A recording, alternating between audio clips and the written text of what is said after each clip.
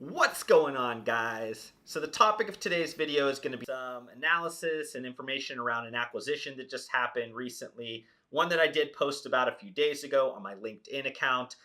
Shameless plug, if you guys are not following me on some of my other social media accounts, all of those links are down below. You guys are more than welcome to follow me on any of those social media accounts. But this acquisition that I'm talking about is that Hormel Foods, the makers of Spam and a lot of other kind of products, sold a company called Cytosport, which you guys mostly probably know from their muscle milk product. They sold that asset that they purchased in 2014 to PepsiCo. Price on this transaction was $465 million.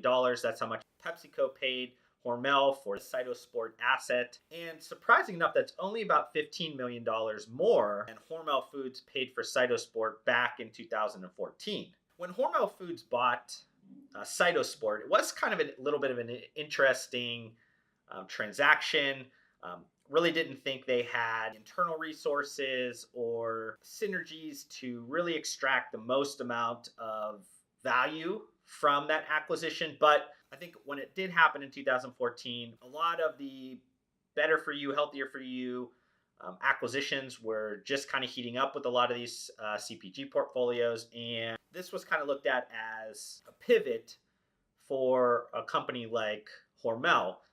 It didn't really fully ever get to the level that I think they probably expected.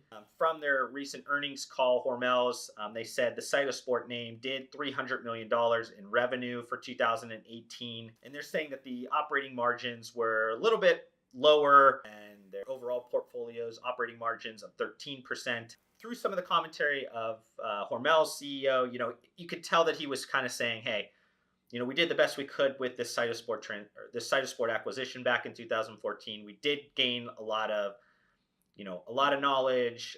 We did do a lot of really good things. We just were not able to do the things we thought we're going to be able to do. And kind of a, quote unquote, perfect buyer was PepsiCo. PepsiCo was already doing a lot of the beverage distribution for the muscle milk and other kind of RTD beverage. They had a lot of understanding of the brand, of the products. They also have a lot more category knowledge than Hormel.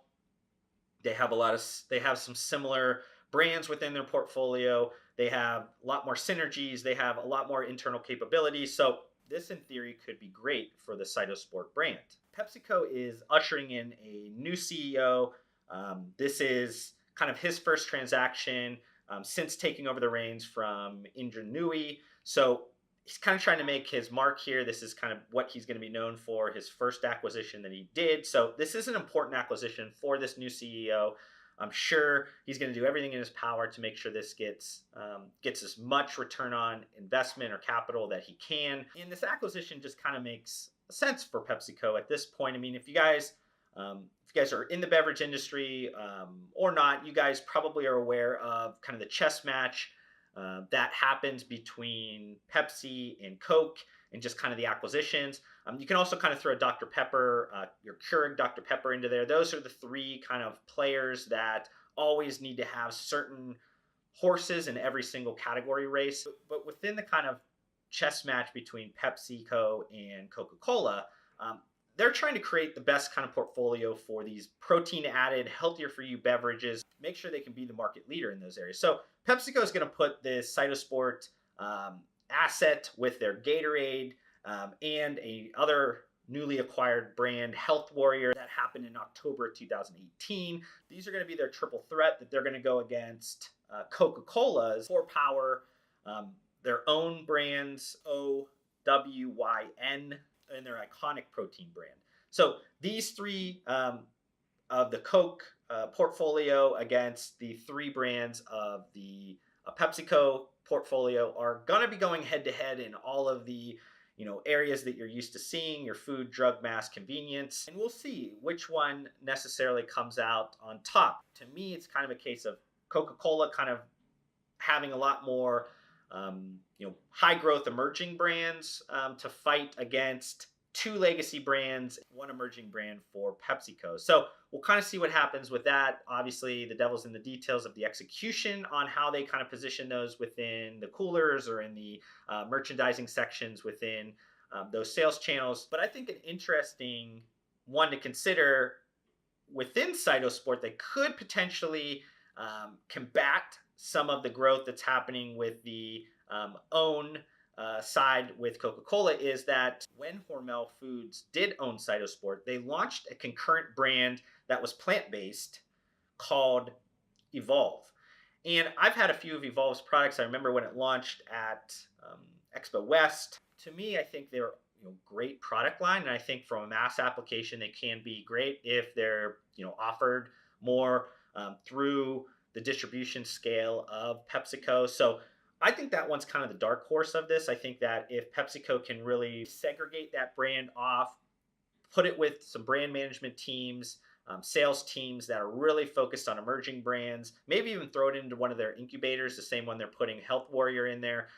I think they can see a lot of potential out of that. That combination of Health Warrior and Evolve could be a great 1-2 punch to really get into a lot of this plant-based, flexitarian type of trends that retailers, for me, I'm watching that particularly as one that could potentially bring a lot of value to PepsiCo. What could we expect now that PepsiCo owns Cytosport? First of all, being that PepsiCo now has more skin in the game with owning the brand over just owning the distribution rights, you're going to see a lot more innovations that are going to come on the beverage side. I think they're going to take some more chances. I think they're going to come out with new flavors and different things that they can fill up some cooler spots with to compete directly with Coca-Cola's offering. I think because they're going to focus a lot of their attention on the beverage or the ready-to-eat category, protein bars, I think you're going to see powders kind of fall to the wayside. I don't think that's going to be a main focus for PepsiCo. Growth in that product category has been,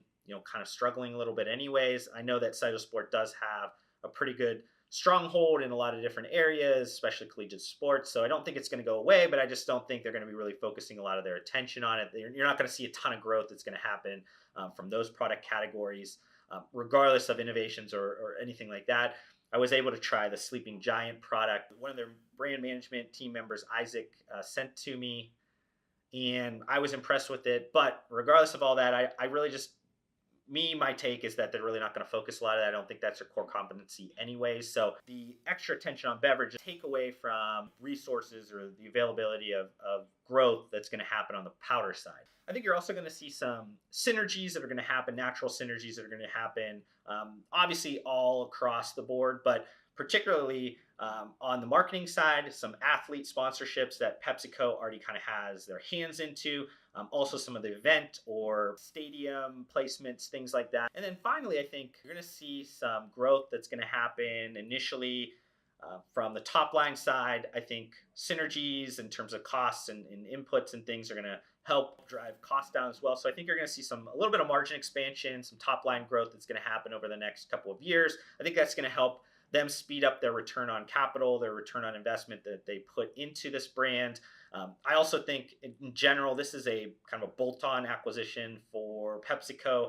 They already kind of have a lot of the capabilities. They have the know-how. They've already been doing the distribution. I think this is going to be kind of one of those acquisitions that they're going to try to really get as much value extracted out of it as possible to really put that as like a cornerstone, especially of the new CEO's kind of tenure. So that's kind of what I'm expecting from this. I don't think you're going to see any like extreme changes, but I think you're going to see some positive impact that PepsiCo is going to bring to the Cytosport name.